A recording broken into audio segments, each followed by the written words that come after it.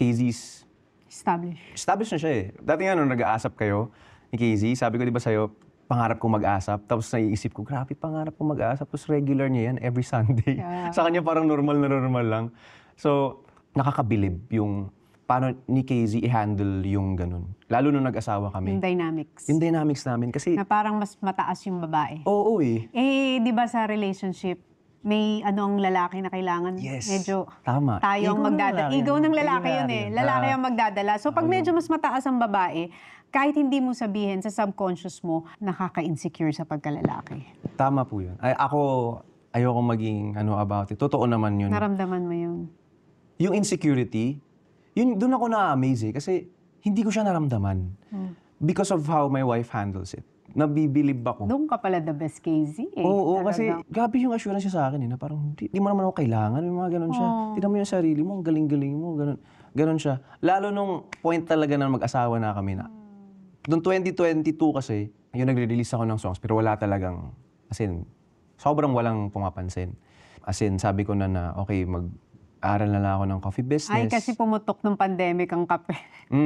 Tsaka dream ko mag-coffee shop. So nag-aral na ako. Tapos parang, nung time na yun, gusto ko na-give up yung music. Yun na yung part na kasi wala nang nangyayari talaga. Nag-independent na rin ako noon. Sabi ko, babe, eto na lang. Tuloy mo yung music. Kasi ikaw naman si KZ, so tuloy-tuloy na yan. Ako, eto na yung ambag ko. Magko-coffee business ako. Kasi pangarap din naman natin to. So magko-coffee shop ako.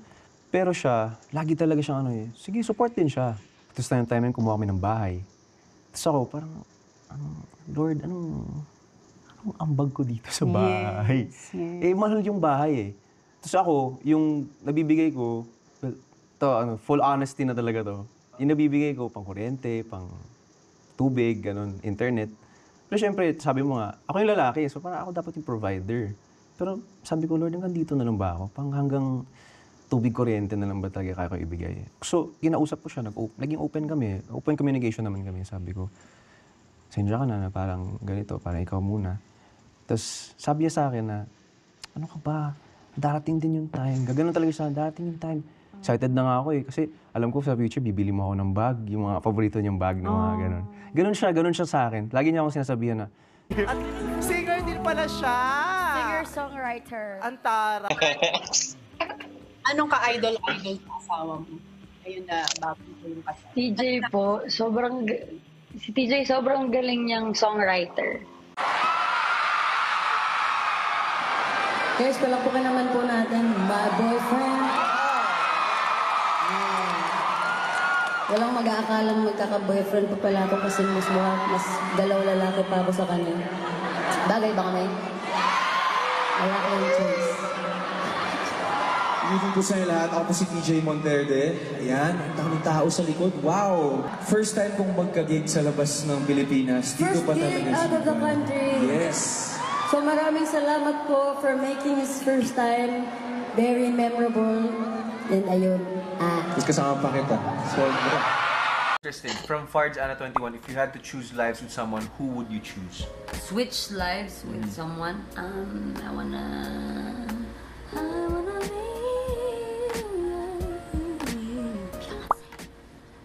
Ako siguro Chris Martin. Gusto ko ma-experience yung ganun kadaming tao na concert. Tapos alam ng lahat ng tao yung kanta mo. Kasi basing on napanood namin na Coldplay concert, grabe. Iba yung feeling. So gusto ko sana ma-experience na ako yung nandun sa stage. Just bang! 1, 2, 3, ang isa. Hindi naman. Tapos US to Baka Amerikano yan lahat. Kakanta sila. Hindi nila alam. Ang isang katulad mo. Yan. Kakanta yun. Kung siya man. Kung siya man. Amerikano yun. Man, kung siya man. Less than a year. He is now one of the most streamed artists in the Philippines. He was the first male solo act to sell out at a Metro Coliseum 3 nights in the freaking world. So, on behalf of all of us, and everybody watching, wherever you are, thank you for reminding us that dreams really do come true. I love you so much. Wala kang magagawa. You signed away your rights. Ginaw mo na lang, iiyak na ako. Hindi, pero I love you so much. I never imagined that I could love you even more after 10 years of being together. And I'm excited to spend 10 more lifetimes with you. I love you. Pala. Oh. I love you, baby. Sa tamang panahon, darating din yun. Ako naman ang pipiliin. Kung di man ngayon, darating din yun. The talent, alam mo kasi kung anong klaseng tao siya. So talagang simula pa lang naniniwala na talaga ako na maabot niya naabot niya ngayon and even How important is it sa partner that hindi ka nawawalan ng confidence sa kanya? Kasi 'di ba you were saying 'di ba you had your challenges, but then again you confident enough ka that this day dumating na ang araw. Yes. I think important na you believe in your partner kasi dapat tulungan kayo. Meron talagang times na ikaw hindi ka maniniwala sa sarili mo. So dapat merong tao na nandun na maniniwala.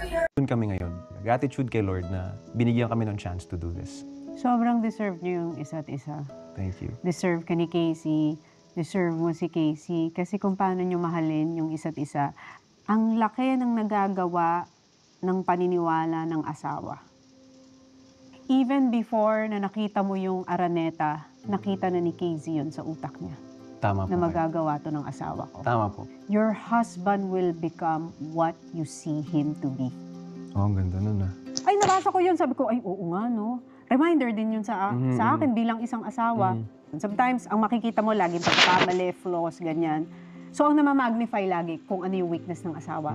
Pero dun sa kwento mo, yung ginawa ni Casey, ang hina-highlight niya lagi sa'yo is who you can be.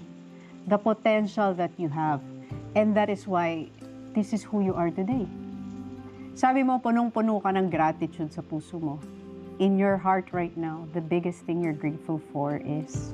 My wife, my parents namin, my team, band members, everybody. Parang pinaligiran niya ako with the right people. And may sinend yung mami ko sa akin 3 days ago na Bible verse na it will take time but it will happen. Tapos parang doon ako na, dito na ako ngayon. Ito na yun. Ito yung it will happen. Nagiging totoo talaga siya. Basta maniwala ka lang talaga. And pagpursige ka. Ano naman yung mensahe mo kay Casey? Salamat sa encouragement mo sa akin and sa pagtiwala mo sa kakayanan ko or sa potential ko from the very beginning. Huwag kang mag-alala. I will always be there for you. Your first, your last, and only. Palagi.